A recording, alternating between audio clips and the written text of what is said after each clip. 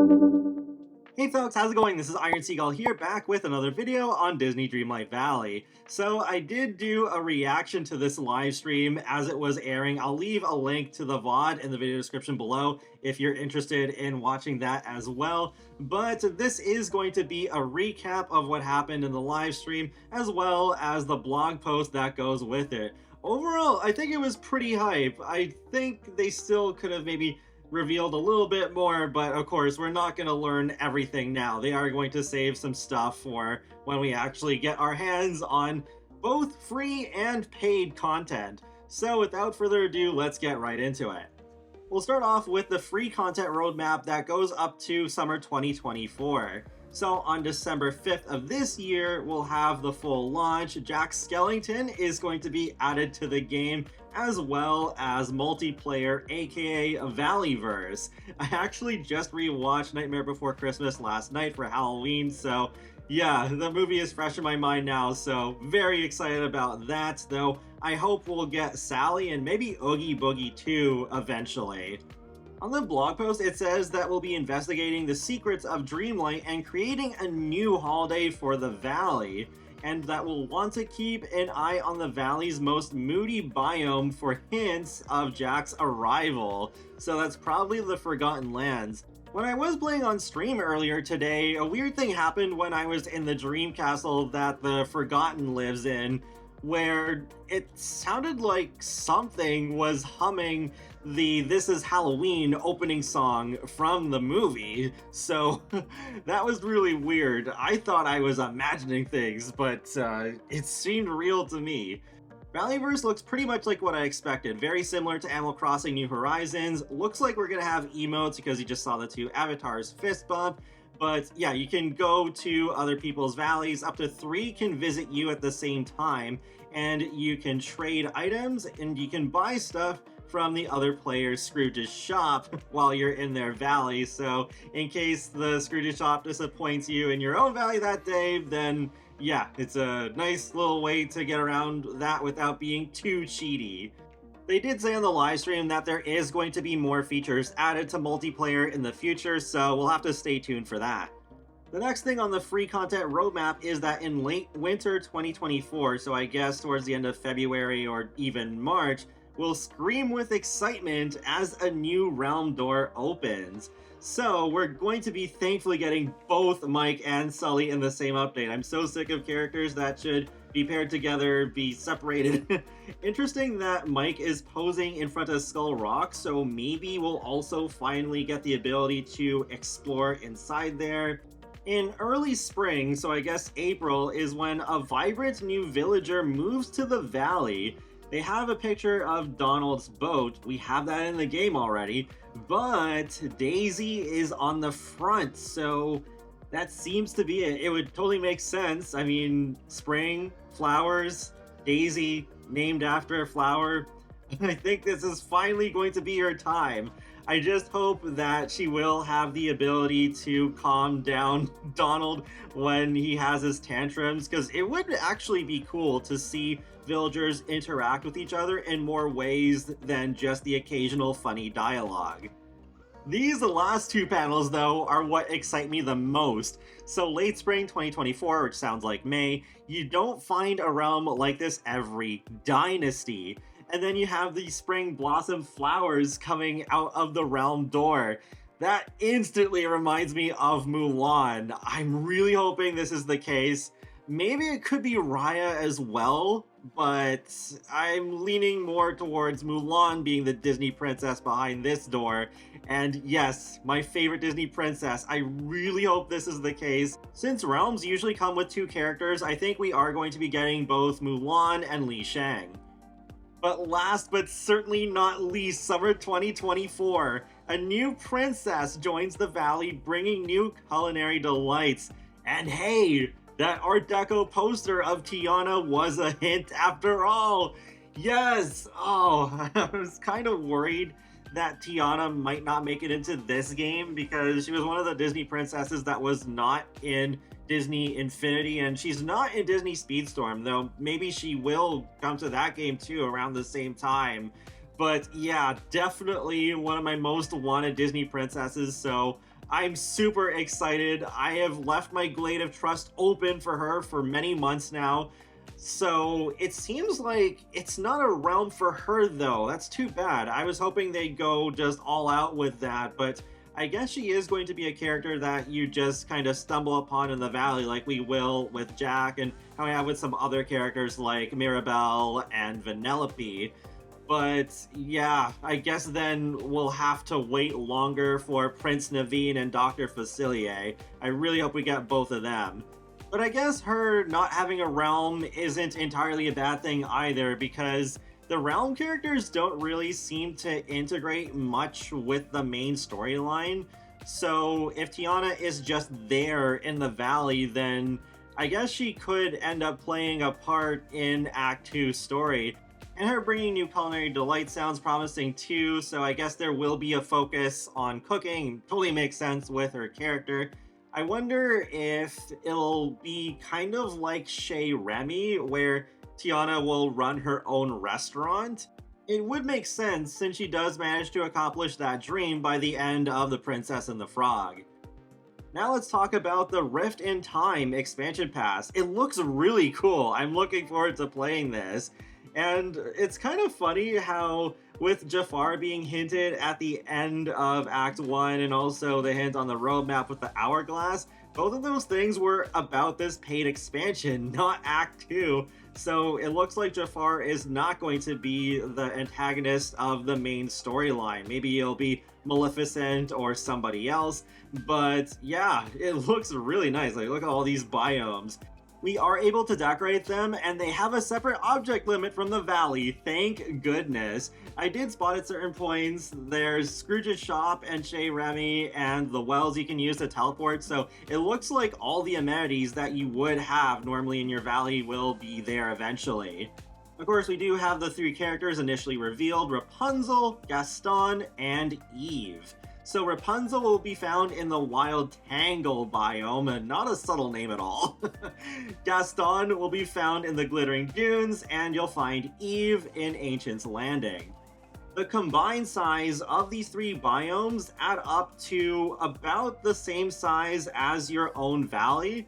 So that really intrigues me, because then since there's only 3 biomes in this expansion pass, then each area is going to be a lot bigger than a biome in your valley. So I think this expansion pass could have a lot more of an open world feel. And they did say in the stream that there is going to be more of a vertical feel to the biomes at certain points. So that also sounds pretty intriguing, where you can have some really nice vistas. But as you just saw, they did release a separate roadmap for the expansion pass, so let's go over that. The first act drops December 5th, Welcome to Eternity Isle, where we can explore Eternity Isle and meet Rapunzel, Gaston, and Eve. It appears that's also when we'll get access to the new royal tool, the Hourglass. This looks quite intriguing. I'm glad it's not just a bug net, because that would have been so predictable for a game like this. I guess I wouldn't mind it coming in the future, but for this first new royal tool, I'm glad they went something with some more imagination.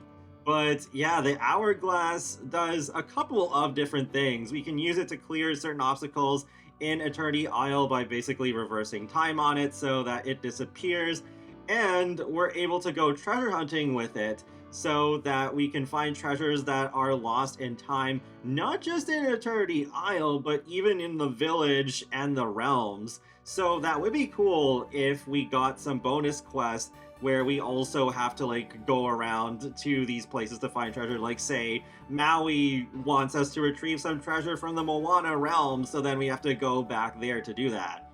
Also, I don't know exactly when we're getting this, but they are working on adding a board game that we can play with our villagers, where we're moving figurines across the board and try to get the most coins in order to win.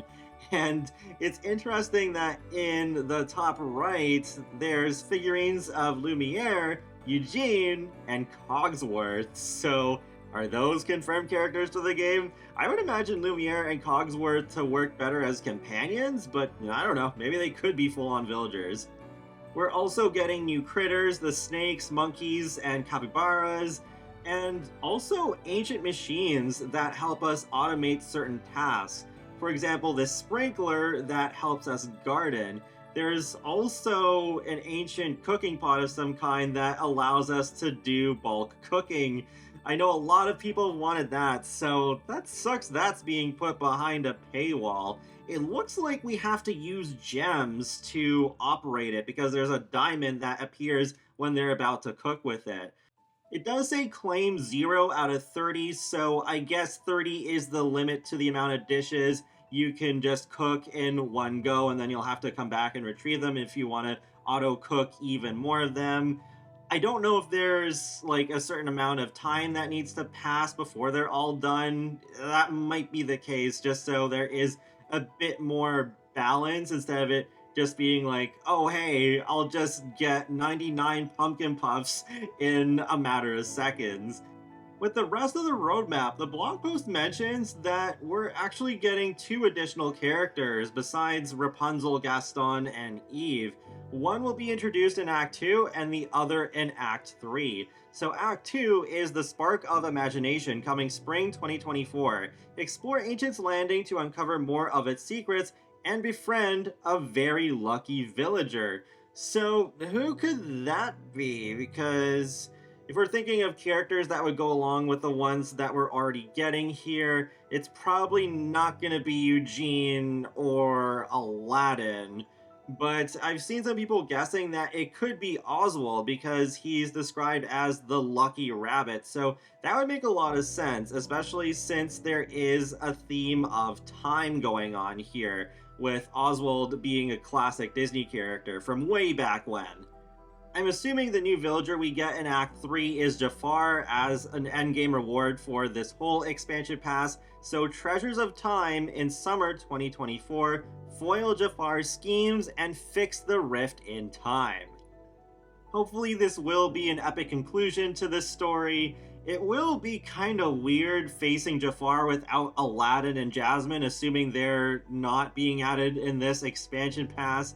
But it wouldn't be the first time considering we had Scar long before Simba and Nala, and we're only finally getting Rapunzel in this expansion pass after having Mother Gothel since day 1. And then Eugene is still a big question mark. I think we're probably going to get Aladdin and Jasmine in their own realm in a free update sometime in the future.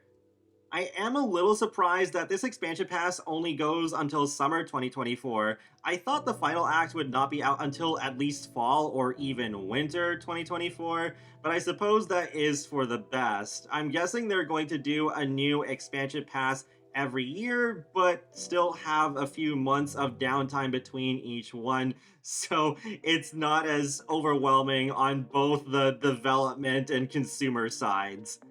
They did also drop 2 new redeemable codes, DDV Headband and DDV Balloon. Make sure to type them in all caps because those codes are case sensitive. They are some pretty cute items.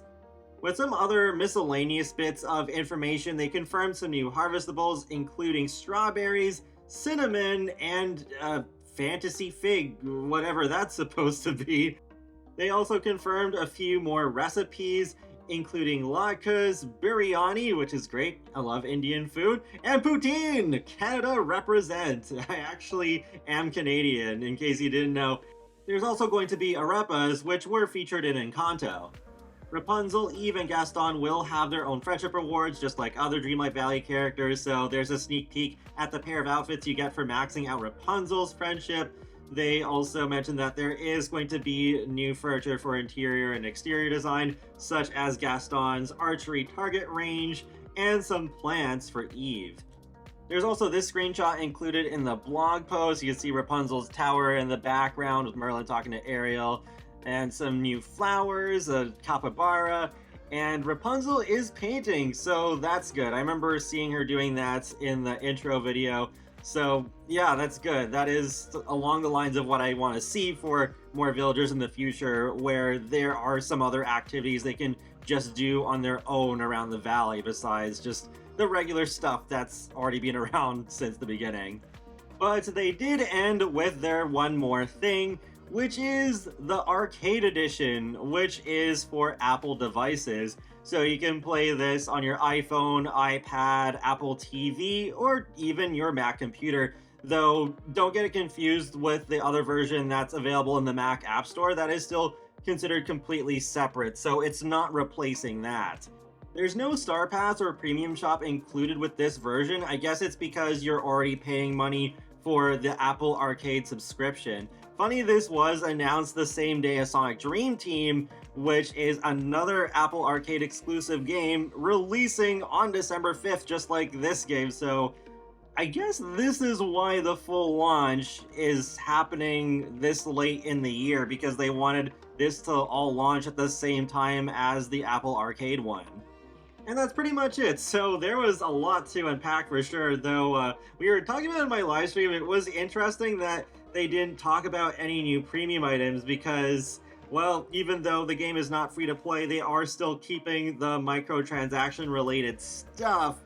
So I don't think like this just fixes magically all the controversy that's come up in the past few days, but I'm still pretty excited to check out all this new content.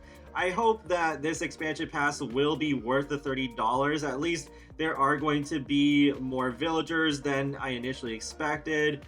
And I think this will, in the long run, feel pretty good, like with having the 3 new biomes and adding up to be about the same size as the valley. And the Royal Tool, I think, is really cool. I like how it integrates with the base game as well. And also that you can even have the new villagers coming with the expansion pass in your valley too. They're not just limited to the 3 biomes, so you could still put Rapunzel's tower in the Forest of Valor, though I think I'm going to possibly put her in the Glade of Trust. I'm not sure yet. One thing I forgot to mention earlier is that with that board game, they mentioned playing against villagers, but I hope they'll be able to have the ability to play it against human players in multiplayer. I think that would make it more interesting. That is one area of Animal Crossing New Horizons that I think was pretty lacking. I wish there was more stuff to do in multiplayer, like with mini games. But feel free to let me know your thoughts on this live stream and the upcoming free content and expansion pass in the comment section below. And be sure to subscribe if you'd like to keep up with my latest gaming content. I will talk to you all later, and have a great day. Thanks for watching.